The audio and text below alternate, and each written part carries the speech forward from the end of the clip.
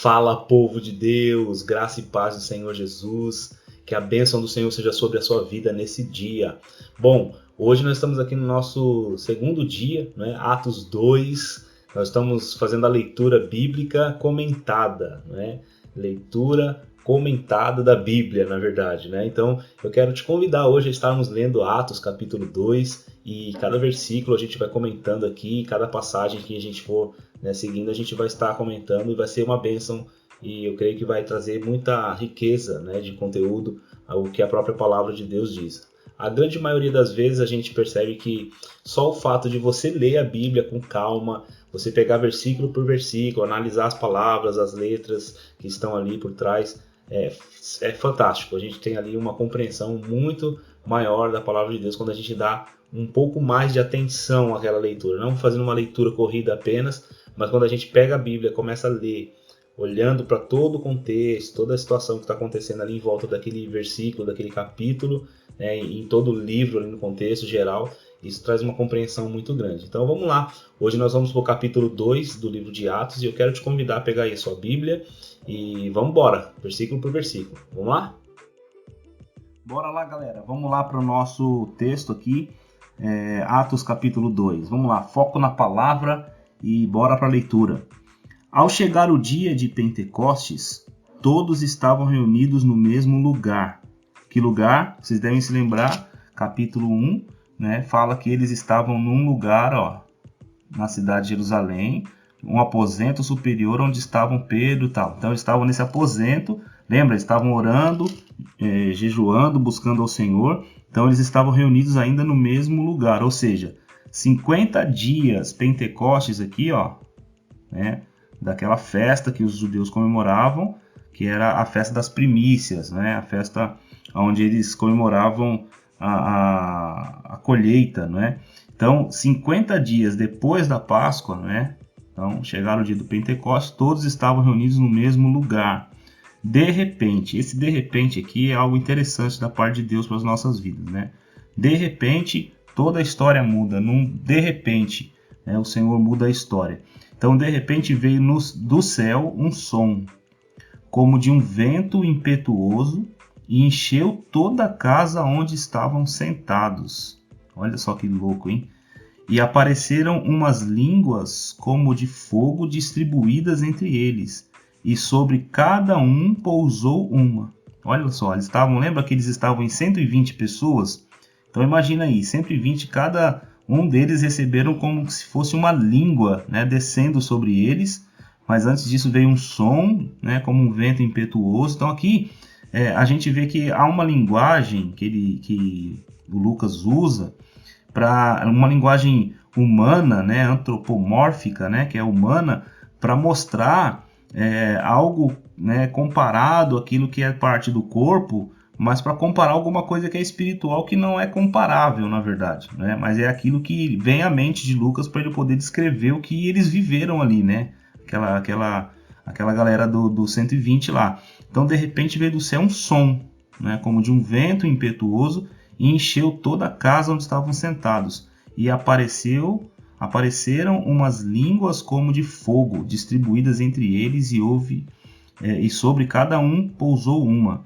Todos ficaram cheios do Espírito Santo e começaram a falar em outras línguas, conforme o Espírito lhes concedia que falasse. Olha que interessante isso, né? Quando todos eles ficaram cheios, 120 homens cheios do Espírito Santo, eles, como evidência disso aqui, né, de estar cheio do Espírito, eles começaram a falar em outras línguas, conforme o Espírito lhes concedia que falasse. É interessante, irmãos, a gente observar esse detalhe aqui, que o Espírito concedia que eles falassem outras línguas, né? Outras línguas. E isso foi dado conforme o Espírito concedia. Não era algo que eles buscavam, não era algo que eles esperavam, assim, no sentido de que eles estavam aguardando ou pedindo para Deus que ele fizesse isso. Não, eles estavam orando para que Deus derramasse o Espírito. Era isso que eles sabiam que ia acontecer. Mas como ia ser isso, não havia no coração deles nenhuma possibilidade deles entenderem ou buscarem isso especificamente. Mas é interessante que o Espírito deu línguas conforme o Espírito concedia. Estavam em Jerusalém. Aí ele coloca esse detalhe aqui, irmãos, que vai cair por terra alguns argumentos que às vezes a gente vê em cima desse texto. Então presta atenção. Estavam em Jerusalém judeus piedosos de todas as nações que há debaixo do céu. Quando o som foi ouvido, a multidão se aglomerou. Olha isso. Dentro da casa, eles estavam lá dentro daquele aposento do capítulo 1. Eles foram cheios do Espírito Santo quando completou o dia do Pentecostes. E eles começaram a falar numa língua que eles não falavam. E quando isso aconteceu, por causa do barulho, da movimentação que estava acontecendo ali, a multidão, olha o que o texto fala, a multidão se aglomerou. E todos ficaram confusos, pois cada um os ouvia falar na sua própria língua. E perplexos e admirados, diziam uns aos outros: por acaso esses que estão falando não são todos galileus? Como então cada um de nós os ouve falar em nossa língua materna? Uma pergunta aqui, ó. Aí ele vai falar: partos, medos, elamitas, habitantes da Mesopotâmia, da Judéia, da Capadócia, do Ponto e da Ásia, da Frígia e da Panfilha, do Egito e das regiões da Líbia, próximas de Cirene, das regiões da Líbia próximas a Cirene, e romanos aqui residentes, tanto judeus como convertidos ao judaísmo, cretenses e árabes. Todos nós os ouvimos falar das grandezas de Deus em nossa própria língua. E perplexos e pasmos, todos diziam uns aos outros: o que isso quer dizer? Sabe? Quando eles perguntam o que isso quer dizer, não estão perguntando o que aquelas línguas estavam falando. Olha esse detalhe aqui, né? Eles não estão perguntando, olha, o que eles estão falando, que língua esquisita é essa que eles estão, né? Eles estão lá no manto, labachurianda, não tem nada disso, né? O que eles estão falando aqui, né, são idiomas, né? Idiomas desses povos que estão aqui, ó, partos, medos, elamitas. Por que eu sei disso? Porque o próprio texto está dizendo isso, né? O texto está dizendo que quando eles foram cheios do Espírito Santo, começaram a falar em outras línguas, não línguas misteriosas, mas falaram nas outras línguas que eles não estavam acostumados a falar. Então, o que acontece? A gente observa aqui nesses versículos, né, que quando esse pessoal se aglomerou, eles vieram de todas as partes, mas não é porque eles vieram aqui, porque curiosamente eles estavam passando, não. A terra o povo de Jerusalém, o povo de Israel, eles estavam amultuados, a cidade estava recebendo em Jerusalém, eles estavam recebendo pessoas de todos os lugares do mundo, como a gente viu aqui no versículo 9 e 10 e também no 11.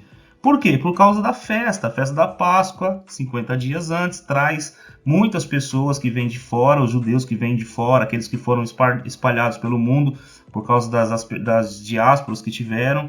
E agora, mais uma vez, por causa do Pentecostes, uma festa muito tradicional no meio de Israel, esses estrangeiros que são tradicionalmente judeus, mas que estão morando fora, agora, por conta das festividades anuais, eles retornam para a sua terra. Olha que interessante isso. E bem nesse tempo, na festa das primícias, né, das colheitas, na festa onde os primeiros frutos são celebrados aqui por gratidão a Deus, né, acontece de fato essa situação do Espírito Santo encher esses homens do poder dele, né? Lembra que no capítulo 1, versículo 8, foi falado que eles iam receber virtude, poder de Deus e capacitação de Deus. Então é isso que está acontecendo aqui.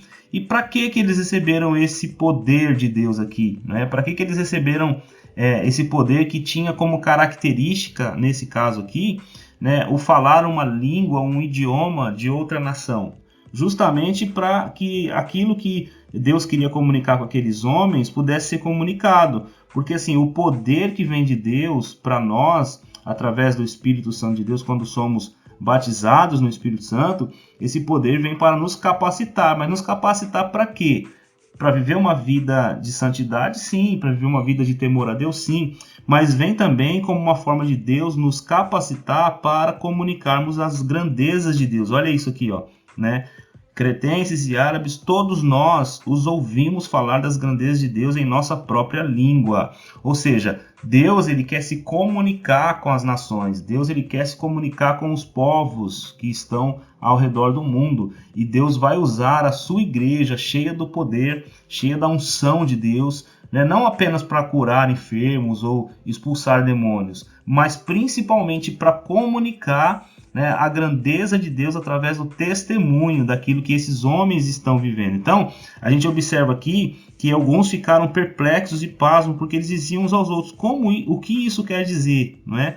O que quer dizer esse momento que eles estão vivendo? O que está acontecendo aqui? Essa festa do Pentecostes está diferente das festas dos anos anteriores. O que está acontecendo aqui? Né? Então, o que isso quer dizer? Aí o versículo 13 vai dizer, mas outros zombando diziam, eles estão embriagados com vinho. Essa palavra aqui, ó, não é simplesmente ela que direciona o que Pedro vai discursar aqui na frente, né? O que Pedro vai argumentar aqui na frente. Na verdade, o que quer dizer isso é o que Pedro vai responder. Lógico que ele vai começar com o argumento do vinho, né? Da bebida, para poder expor as escrituras sagradas do Antigo Testamento e fazer aqui a sua primeira pregação. Então a gente vai continuar na leitura aqui, ó, no 14.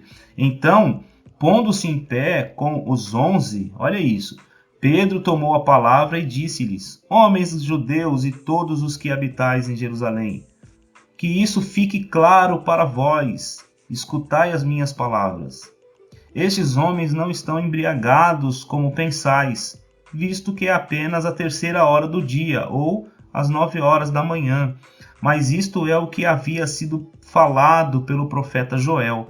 Então, Pedro, no seu argumento, na introdução do seu argumento, ele está dizendo, olha, o que vocês estão vendo não é embriaguez. O que vocês estão vendo aqui não tem nada a ver com uma situação de libertinagem, não. O que vocês estão vendo aqui, na verdade, é o que havia sido profetizado, né, por Joel.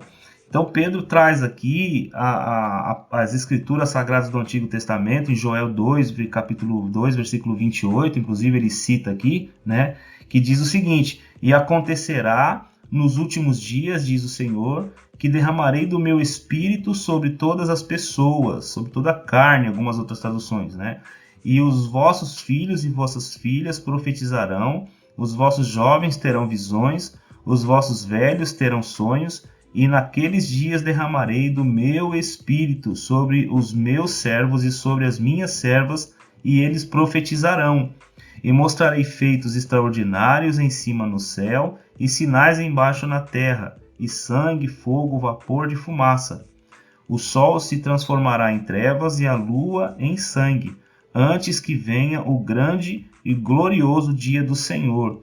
E acontecerá que todo aquele que invocar o nome do Senhor será salvo. Muito interessante isso aqui, porque ele vai evocar aqui essa profecia, ele vai trazer de volta essa profecia de Joel, né, dada, né, por Joel, para mostrar que o que estava escrito no Antigo Testamento estava se cumprindo. Agora, interessante, por que Pedro usa o argumento de Joel, né, do profeta Joel, para mostrar para eles que estava se cumprindo uma profecia, né? Se eles poderiam, por exemplo, dizer, olha, Jesus, alguns dias atrás, falou para a gente que a gente ia ser cheio do Espírito Santo. Olha que interessante esse detalhe, eu queria que você prestasse atenção nisso. Por que Pedro usa um argumento do Antigo Testamento e não um argumento de Jesus que havia falado pouco tempo atrás, poucos dias atrás, né? É interessante esse detalhe, por quê? Porque Pedro está falando com pessoas que não andaram com Jesus. E ao mesmo tempo ele está falando com pessoas que eram judeus. Eles eram religiosos. Então Pedro tinha que trazer à tona, não a primeiro momento, ele não poderia trazer à tona para poder ganhar, vamos dizer assim, para poder ganhar a atenção do público dele. Ele não poderia trazer à tona o assunto Jesus em primeiro momento.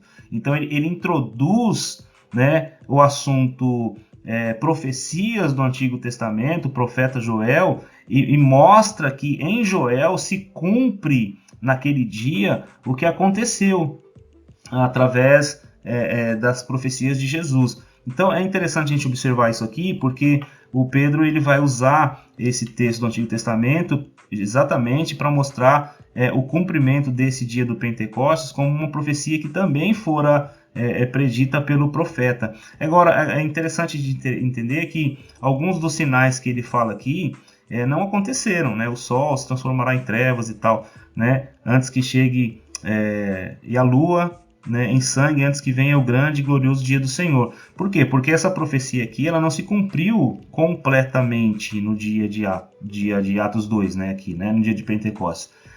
Uma parte dela se cumpriu e a outra parte está reservada. Então, nos últimos dias, fala, nos dias, né, que vão anteceder o grande dia do Senhor, né, que até ele começa que vem o grande e glorioso dia do Senhor, que é o dia onde, né, Deus vai cumprir todas as profecias que tem a ver com o reino futuro, né, com o Apocalipse, aquela coisa toda. Então, a gente percebe aqui que ele cita esse texto de Joel e depois ele vai começar no versículo 22 essa nova sentença. Ele diz: homens israelitas, escutai estas palavras, Jesus o Nazareno. Aí sim ele coloca Jesus no cenário, tá entendendo aqui, ó?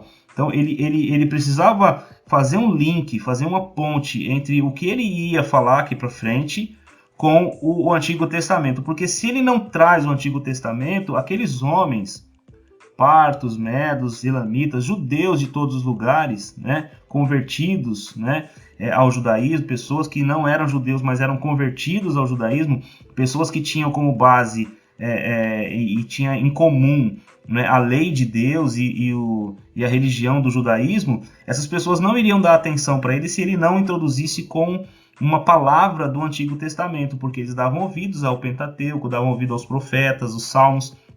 Então, Pedro ele tem, da parte de Deus, é lógico, né, essa sacada de trazer à tona o Joel aqui. Foi uma inspiração de Deus, né, lógico.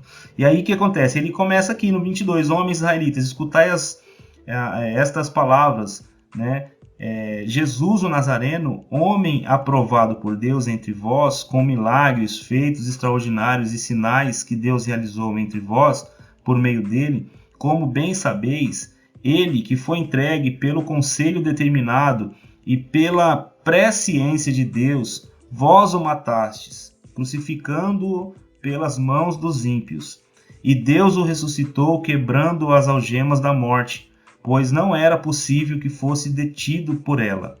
Pois Davi fala sobre isso. Olha só, ele vai trazer aqui agora, né, o Salmo, né? Eu sempre vi o Senhor diante de mim, pois está à minha direita, para que eu não seja abalado. Por isso o meu coração se alegrou, e a minha língua exultou. E além disso, o meu corpo repousará em esperança, pois não deixará a minha vida no túmulo, nem permitirás que o teu santo, com S maiúsculo, sofra deterioração.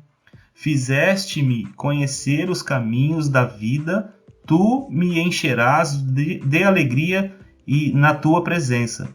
Irmãos, aí Pedro volta, né? Agora ele usa o texto, mais uma vez ele usa uma passagem do Antigo Testamento, certo?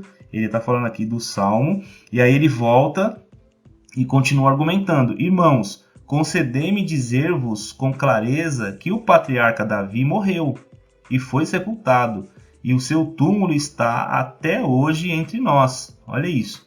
Sendo ele profeta, né, então aqui ninguém vai discutir que Davi não era um profeta de Deus.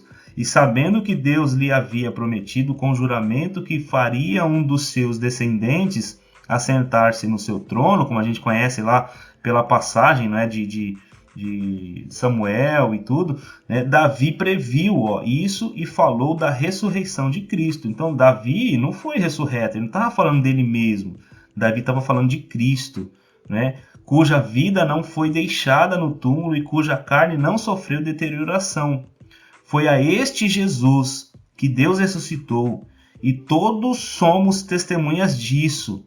Portanto, exaltado à direita de Deus e tendo recebido do Pai a promessa do Espírito Santo, declarou o que agora vedes e ouvis. Olha só, derramou, né, o que agora vedes e ouvis. Então, este Jesus que foi exaltado à direita de Deus, esse Jesus que foi crucificado, que morreu, mas que ressuscitou, que Deus ressuscitou dentre os mortos, esse Jesus é quem derramou o que agora vocês estão vendo e ouvindo. Olha só, ele está argumentando que o que aconteceu no dia do Pentecostes, ou seja, alguns minutos atrás, o que aconteceu foi por causa de uma profecia, né, de Joel, e por causa das palavras que Davi tinha dado a respeito da ressurreição de Cristo, ou seja, a causa do enchimento do Espírito Santo é Jesus.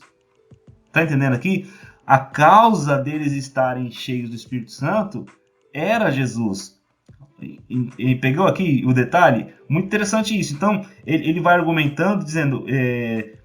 Portanto, exaltado à direita de Deus e tendo recebido do Pai a promessa do Espírito Santo, derramou o que agora vedes e ouvis. Olha que interessante. E tendo recebido do Pai a promessa do Espírito Santo. Ele, então, derramou o que agora vedes e ouvis. Porque Davi não subiu aos céus, mas ele próprio afirma: o Senhor disse ao meu Senhor: assenta-te à minha direita, até que eu ponha os teus inimigos como estrada dos teus pés. Então ele vai citar mais um texto do Antigo Testamento, outro salmo, e ele volta a argumentar. O último argumento dele é interessante. Ele diz assim: portanto, toda a casa de Israel fica absolutamente certa de que esse mesmo Jesus a quem crucificaste, Deus o fez Senhor e Cristo. Olha só, Cristo aqui, é o Messias, né? É ungido. Então, o que ele está falando aqui? Olha, o Messias veio. Vocês mataram o Messias, mas ele veio. E nessa morte, como ele começa aqui, no 23, ele foi entregue pelo conselho determinado e pela presciência de Deus. Vós os mataste, crucificando pelas mãos dos ímpios.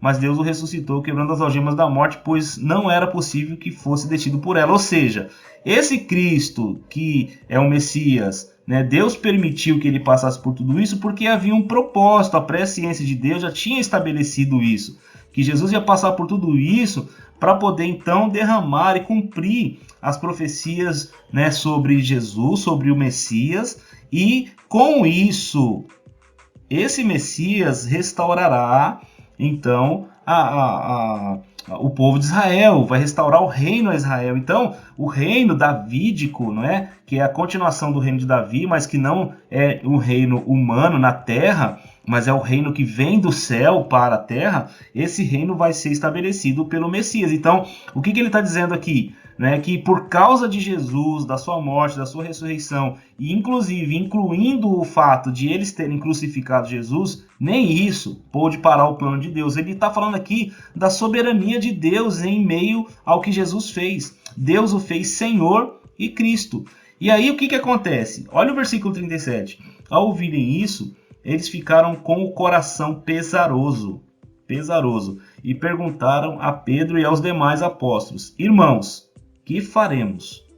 Então, a primeira pergunta deles, quando eles viram tudo isso: o que isso quer dizer? Pedro prega, explica o que as escrituras afirmavam, ele faz um link aqui para que apontasse para Jesus e para o cumprimento da profecia, né? Mostrando que por causa de Jesus ter vencido a morte, ter ressuscitado, ele está à destra de Deus, derramou agora esse poder sobre eles, para que o reinado dele seja estabelecido. Em outras palavras, está dizendo isso. Mas, diante disso, né, desses argumentos, que mesmo por causa, né, de eles terem matado Jesus, eles cometeram um grande pecado, mas havia esperança para eles. E aí eles ficam aflitos, né? O coração dele fica pesaroso. Olha só que interessante. Ao ouvirem isso, eles ficaram com o coração pesaroso. Eu até escrevi aqui uma outra vez que eu li que compungiram-se, né? Tem uma outra tradução que fala compungiram-se o coração, ou seja, eles foram impactados como se fosse um coice de cavalo. Foi uma palavra tão dura, tão pesada que Pedro deu para eles aqui, dizendo o seguinte: olha,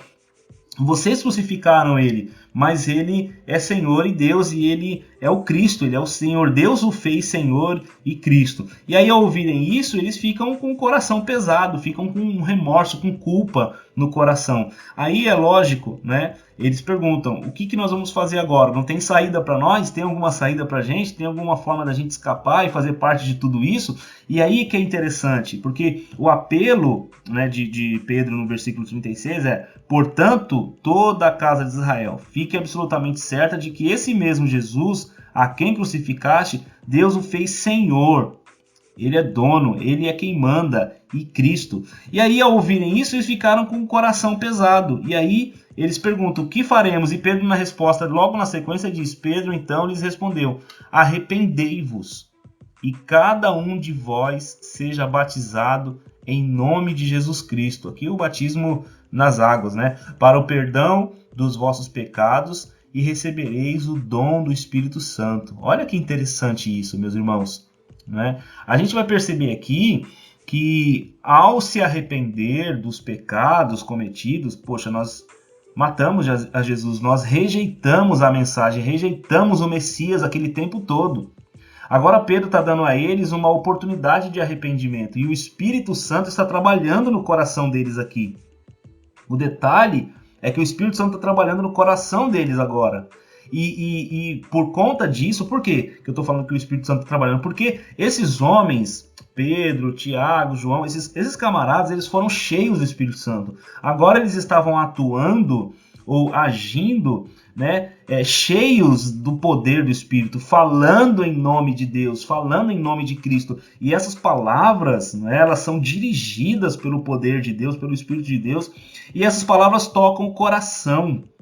Ficaram com o coração pesaroso. E em resposta a essa pregação, eles ficam, e agora? O que nós vamos fazer? O que eu preciso fazer para me acertar com Deus, para ficar quites com Deus? E Pedro vai dizer, vocês têm que se arrepender, cada um de vocês, e em obediência ao arrependimento, né, ao se arrepender, cada um seja batizado em nome de Jesus. Aqui a gente vê o caminho, né, para uma pessoa adentrar o reino de Deus, que é arrependimento. Primeiro passo para você adentrar a família da fé, fazer parte da igreja de Cristo, o arrependimento dos seus pecados. Você tem que ser, primeiro, convencido de que você é um pecador. Então, essa parte foi feita, eles foram convencidos. E foram convencidos através do quê? A gente precisa pegar esse detalhe aqui. O que fez esses homens serem convencidos de que eles precisavam de Deus, né, e chegarem à conclusão de se arrepender? Vamos pegar aqui o exemplo de Pedro. Pregação. A pregação, o testemunho, todos nós somos testemunhas disso. Testemunha do quê? Da ressurreição de Cristo. Então, eles foram, né, ali e pregaram o evangelho cheios do Espírito Santo, tocaram o coração das pessoas pelo poder do Espírito. Então, a pregação do evangelho vai gerar a consciência do homem, né, a necessidade de Deus. Né? Às vezes a gente vê as pessoas tão longe do Senhor, mas é só o poder da palavra de Deus, por meio do Espírito Santo, que pode tocar o coração dos homens ao ponto deles chegarem ao verdadeiro arrependimento, que é a porta de entrada para Deus poder transformar o coração de uma pessoa. Arrependimento, arrependei-vos e cada um de vós seja batizado. Então, como resposta do homem para com Deus, o arrependimento é o primeiro requisito. Depois esse homem arrependido, né, com o coração quebrado, ele vai se batizar, batizando em nome de Jesus Cristo. Ele vai se batizar, aquele batismo das águas, né? Ele vai se batizar, né, como resposta de que agora ele vai viver uma nova vida. Houve batismo, né? E aí, ao receber o batismo, o que eles ganham com isso, né? Para o perdão dos vossos pecados. Então, ao batizar e se arrepender, né, batizando, se arrependendo e batizando, eles ganham com isso o quê? O perdão dos pecados. Olha só, eles são absolvidos, né, da ira de Deus, perdão dos pecados. Muito interessante isso, como resposta de Deus, porque eles corresponderam aqui, arrependimento e batismo, arrependimento e batismo. Eles se entregaram para Cristo, né? Entregaram suas vidas confessando seus pecados. Então eles recebem de Deus o quê? Perdão dos pecados e recebereis o dom do Espírito. Olha só, dom do Espírito. Muito legal isso aqui, não é? Então, ó, como bênção, como dádiva de Deus, eles recebem isso. Porque a promessa é para vós, para vossos filhos e para todos os que estão longe, a quantos o Senhor vosso Deus chamar. Quem é que chama para o arrependimento? Quem é que chama? Pedro? Sim, é Pedro. Mas quem é que chama mesmo? O nosso Deus, ó. Deus chama os pecadores ao arrependimento por meio da pregação do Evangelho. Meus irmãos, nós temos em nós um poder sobrenatural para fazer com que as pessoas possam conhecer o Evangelho. Olha que interessante isso, né? Porque a promessa é para vós, para os vossos filhos, é para todos os que estão longe, a quantos o Senhor chamar, nosso Deus chamar. Então Deus vai chamar as pessoas ao arrependimento, para que se batizem e recebam o perdão dos pecados, sejam absolvidos da ira de Deus. É muito interessante isso aqui. Até o 39 a gente vê essa situação, né? E aí, olha o 40. E os aconselhava e exortava com muitas outras palavras. A mensagem de Pedro não acabou aqui, né? Ele aconselhava e exortava com muitas outras palavras, dizendo: salvai-vos desta geração perversa. Como que você se salva dessa geração perversa, né? Quando você se volta para Deus, quando você se arrepende e começa a seguir o Evangelho de Cristo. E aí, olha que interessante o resultado dessa pregação. Desse modo, os que acolheram a sua palavra foram batizados. Você entendeu aqui, ó? Por que eles foram batizados, meus irmãos? Olha que interessante. Por que eles foram batizados? O batismo é o segundo passo. Por quê? Porque houve neles o arrependimento. Isso foi claro, isso foi evidente. Houve neles o arrependimento. Por quê? Porque eles acolheram a sua palavra. Eles acolheram a palavra de Deus que Pedro pregou, né? E naquele dia juntaram-se a eles quase 3.000 pessoas. Irmãos, isso é extraordinário. Extraordinário. Isso aqui é o crescimento saudável e orgânico da igreja. Esse texto aqui mostra pra gente, né, vamos dizer assim, a fórmula, né, que não é mágica, mas é a fórmula sobrenatural do Espírito de Deus para a salvação do perdido. Eu acho que se nós nos debruçássemos mais na leitura, e não somente na leitura, mas no conhecimento e na prática desse método do Espírito, que a gente vai ver muitas outras situações parecidas com essa, né, nós iremos ver muito mais resultados do nosso testemunho, né? E aí, o que acontece? Olha como o resultado disso aqui, ele é exponencial. Essas quase 3.000 pessoas que se arrependeram, que se batizaram, que acolheram a palavra de Deus. Acho que é interessante a gente marcar essa palavra aqui, acolher, né? Essas pessoas acreditaram na mensagem de Pedro. Meus irmãos, eles acolheram a mensagem, a palavra, e foram batizados como resposta a isso, né? E naquele dia juntaram-se quase 3.000 pessoas. Aí o versículo 42 vai mostrar uma sentença do que acontece com essa turma aqui que se arrependeu, que acolheu a mensagem. E aí vai dizer assim: e eles perseveravam. Olha esse detalhe, eles perseveravam no ensino dos apóstolos. Ó, perseverar no ensino. No ensino de quem? Né? Vamos colocar aqui no ensino dos apóstolos. Eles perseveravam no ensino dos apóstolos. E perseveravam também na comunhão, ó, no partir do pão. Então, duas coisas que eles perseveravam: no ensino dos apóstolos e na comunhão, no partir do pão. Olha isso, né? Comunhão e partir do pão. Então a gente observa aqui que eles perseveravam no ensino dos apóstolos e na comunhão, no partir do pão e nas orações. Olha isso aqui, né? Comunhão, no partir do pão e nas orações. O que havia nesses homens aqui agora? A gente vai perceber aqui, ó. Em cada um havia temor. Ó, essa palavra aqui, ó, temor, ela é muito interessante. Ela resume o que acontece dentro do coração de alguém que descobriu o que tem que fazer. Tá, eu ouvi a pregação, descobri que eu sou pecador, mas o que eu tenho que fazer? Você tem que se arrepender e aí você vai se batizar. E depois que você se batizar, o que você faz? Você vai receber o dom do Espírito. O Espírito Santo vai começar a governar a sua vida. E quando ele começar a governar a sua vida, você vai receber o temor do Senhor. O temor do Senhor vem junto com o Espírito Santo, que desceu sobre você, que agora está te ajudando a viver uma vida de santidade. Em cada um havia temor.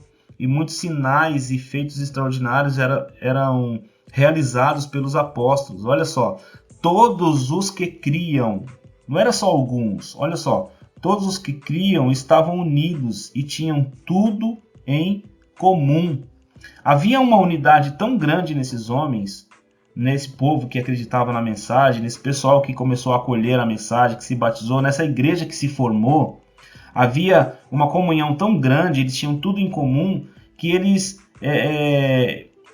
tinham tudo em comum.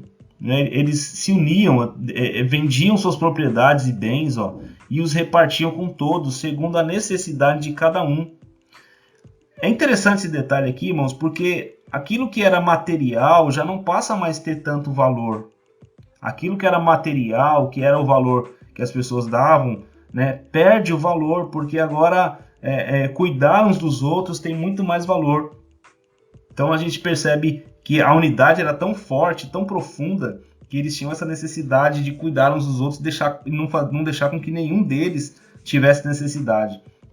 E perseverando de comum acordo, olha isso, e perseverando de comum acordo, ninguém era forçado, irmãos, nenhum pastor obrigava ninguém, nenhum pastor, nenhum líder, nenhum apóstolo falava, vocês têm que ir para o culto, vocês têm que estar junto, vocês têm que tomar ceia, vocês têm que fazer acontecer. Não, ninguém, em comum acordo, todos os dias, perseverando de comum acordo, todos os dias no templo e partindo o pão em casa, comiam com alegria e simplicidade de coração, louvando a Deus e contando com o favor de todo o povo. É interessante aqui que no princípio, né, de tudo, eles iam todos os dias para o pátio do templo, para se reunir. Mas vai chegar depois, lá na frente a gente vai ver isso, vai chegar um momento que eles não vão poder mais se reunir no templo, então eles vão ficar nas casas. E aqui eles tinham essa questão, eles perseveravam em estar juntos para adorar o Senhor, para cultuar o Senhor, para fazer a obra de Deus. E partindo o pão de casa em casa comiam com alegria e simplicidade de coração, né? Louvando a Deus e contando com o favor de todo o povo, e o Senhor lhes acrescentava a cada dia os que iam sendo salvos. Olha só, como resposta de Deus ao que eles estavam vivendo, o Senhor mesmo acrescentava a cada dia os que iam sendo salvos. Ou seja, nessa igreja não havia uma preocupação com os números, no sentido de, nós temos que ganhar tantas almas, nós temos que fazer isso. Eu mesmo já fiz isso, né? Colocar números como meta, eu quero 100 membros, 50 membros nesse mês, nesse ano e tal. Não precisa disso, porque o Senhor mesmo vai acrescentar a cada dia os que vão sendo salvos. Eu acho que nos falta, né? Inclusive nos dias de hoje, nos falta, e eu coloco a mim como primeiro aqui, nos falta mais fé para viver por essa palavra, sabe? Nos falta mais fé por acreditar naquilo que a palavra de Deus diz. Então a gente fecha aqui o capítulo de hoje, Atos capítulo 2, e louvando ao Senhor, né? Porque o Senhor é o Deus da igreja, Ele é o Senhor das nossas vidas, e é bom a gente ver que quando um homem de Deus, Pedro, ele é usado pelo Espírito Santo, as pessoas são abençoadas. Uma simples pregação, com 2 textos aqui do Antigo Testamento, mas uma unção sobrenatural do Espírito Santo toca o coração das pessoas ao ponto delas se voltarem para Deus e 3.000 pessoas serem batizadas. Irmãos, que Deus possa nos dar, né, essa graça, essa unção, essa ousadia que Pedro teve, essa graça que Deus deu a ele, para que a gente possa ser instrumentos do Senhor e alcançar muitas vidas através da nossa vida. Uma pessoa alcançando 3.000 pessoas. Nossa, que coisa extraordinária. Que Deus possa nos dar essa graça em nome de Jesus. Amém? Que Deus te abençoe. Eu espero que você tenha sido abençoado. E até amanhã, se Deus quiser. Um grande abraço.